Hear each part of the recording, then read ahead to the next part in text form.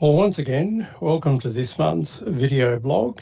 And this month, I'd like to have a bit of a chat about some legacy pensions that we see in older SMSFs and for which there have been some problems.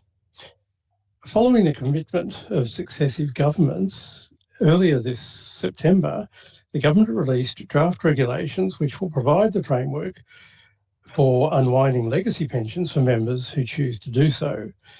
The measures will apply to legacy pensions in SMSFs such as market-linked pensions, lifetime complying pensions and life expectancy complying pensions.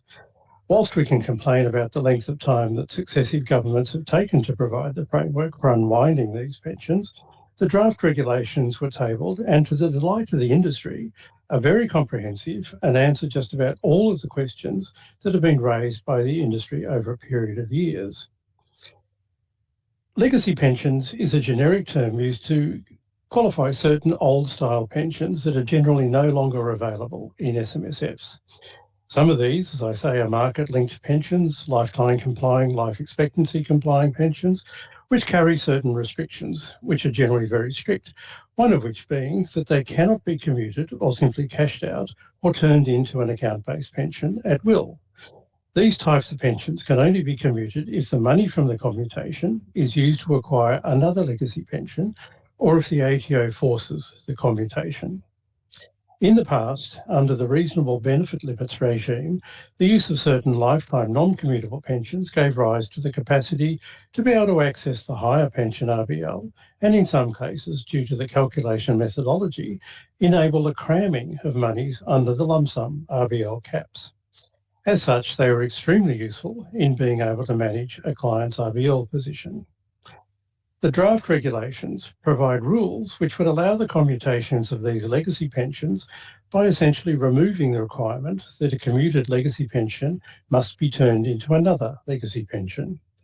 The particular challenge is that the commutation of each such pension generally releases a lot of reserves, which create additional problems.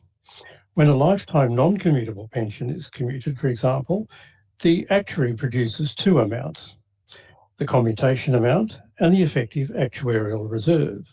In the past, the ATO has issued advice on the commutation of these pensions, which indicate that the commutation amount must be converted into a single market-linked income stream, with the reserve also being required to be converted into a second market-linked income stream. The regulations now propose to deal with these issues. As expected, there are some restrictions on the commutation of these legacy pensions. There is a limited window to which we can utilise the new opportunity, which will be 5 years from when the regulations come into force, and the regulations only remove the requirement to keep the commuted amount in the legacy pension family if the pension is commuted in full. Naturally, commuting any pension and commencing a new one has implications for the individual's transfer balance cap. Commuting a pension effectively adds back some or all of the amount of the transfer balance cap that has been used in the past, and starting a new pension causes the new amount to be checked against the transfer balance cap. In some cases, I have a slight concern because the new regulations don't propose any change to how the transfer balance cap works for unwinding legacy pensions. In practice, that means that someone with, say, a market-linked pension won't be able to simply turn it into an account-based pension. In fact, the market-linked pension is large enough, the individual will find that if they commute the whole market-linked income stream pension, they may not be able to put even a single dollar back into the account-based pension. Thus, any decision to commute will be significant, but for many people looking for more flexibility or concerned about the estate planning implications of remaining pensions locked into their legacy pension, it may well be the right choice. In addition to utilising these legacy pensions for RBL purposes, one of the benefits of such pensions were the social security treatment under the rules that existed at the time. Many of these pensions were subject to a partial or full exclusion from the assets test for the age pension. Any such assessment of whether to commute such a pension will need to keep in mind that there may be some significant consequences for those in receipt of the age pension. At this stage, we have yet to see what changes the government will make to the social security rules, And it should be reasonably assumed that the government will also address this in time. Clearly, any changes to assessment and the consideration of the implications will be a necessarily essential extra step before anyone concerned about the age pension makes a change.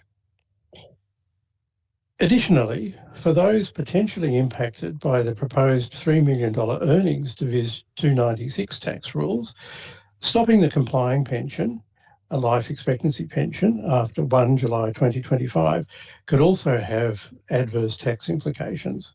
As a result, we hope that the draft regulations were finalised quickly to ensure that the appropriate action can be taken in a timely manner.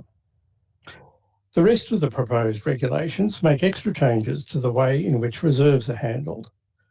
Since reserves are often released when defined benefit pensions are commuted or simply end, making these changes at the same time makes sense.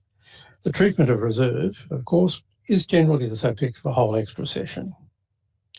However, one aspect of the draft regulations which is not clear is the application to non-SMSF, non-commutable pensions such as term allocated pensions. We are still awaiting clarity as to the extension of the draft regulation to these legacy retail pensions and will advise when that information is to hand. It'd be interesting to find out from the network as to whether any of your clients still hold term allocated pensions. That's it for this month, and thank you once again for listening. Catch you later. Bye.